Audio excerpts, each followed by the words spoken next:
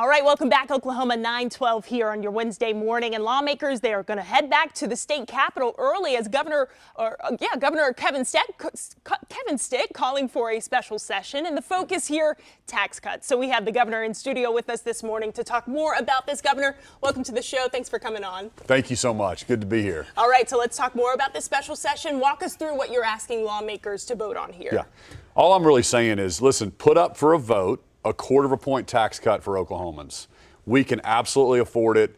My 6 years as governor, I'm in my sixth session now. We've had record revenue growth every single year. It's time to give Oklahomans a pay raise. So that's all I'm asking the legislature to do. This is my third special session request because we just cannot keep spending every bit of excess revenue we have. We've got the largest savings account we've ever had.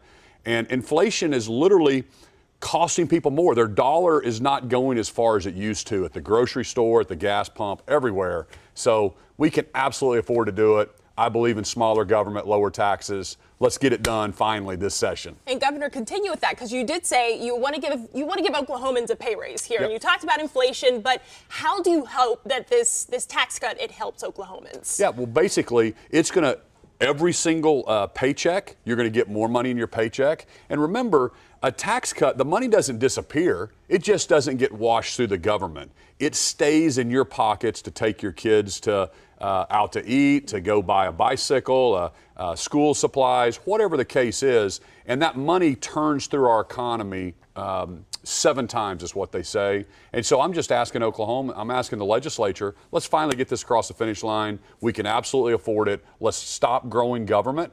And when we have excess revenue, let's simply just be modest and grow government a little bit, but let's give the excess back to the taxpayers. So regular session, it starts next month, and we have some lawmakers that are quickly responding to this call for a special session. One of those being the Democratic House Minority Leader Cindy Munson. She said in part in a quote here, "We have not even completed our agency budget hearings to gain a comprehensive understanding of our state's fiscal picture, including the potential loss of federal dollars post-COVID." So what's your response there, Governor? Again, as an Oklahoman, that's typical government. They're looking to see how they can spend more of your money. They want to play Santa Claus to all these different special programs out there. And listen, they increased spending last year about $2 billion. We need to give Oklahomans a pay raise right now before we start spending more money and growing the base level of expenses. So as a businessman governor, we have the largest savings account we've ever had. I would never suggest we cut revenue below ongoing expenses. We've given our school teachers another pay raise last year. We've given law enforcement a pay raise. It's time to give Oklahomans a pay raise. So let's talk about this. The Senate President Pro Tem, he said in a statement in part that calling basically the special session a waste of taxpayer dollars. So those are just two, lawmakers that are responding quickly to this call for a special session. But overall, how do you hope, or rather do you hope, to see lawmakers pass this in the special session? Where are you right now on that scale? Yeah, do you think you'll see it? Oh, well, the House will 100% pass it. We've already got a commitment that the House will pass it, but you need the House and the Senate to pass it. And so I'm calling on both chambers to pass it. The House will definitely do it. But listen, there may be a philosophical difference. I don't believe in growing government. Some people do. Some people think that more government programs is the answer. And I want to be the most business-friendly state in the country. And if we keep that momentum, right now we're top 10 in people moving to our state. Our economy is booming. We've got low unemployment. Our revenue is going up. But we need to keep that momentum going. We compete against states like Texas, Florida, Tennessee. Just to remind you, they have zero income tax. There is a reason that they're booming. We've got to keep that momentum up, and just gradually over time, as we're growing, let's just give a quarter of a point back to the taxpayer. Give them a pay raise as well, instead of trying to create more government programs. Unfortunately, sometimes that's what certain people in the legislature want to play Santa Claus and do that. Governor, you had said in the past that you would like to see this pass before the regular session. That's coming up in February. And you said earlier that this is your third time calling for a special session.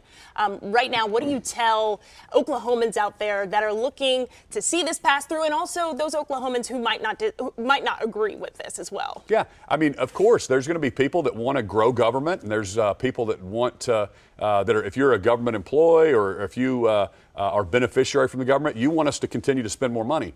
But it's a zero-sum game at the end of the day. We have to think about the tax community, the people that are paying those taxes.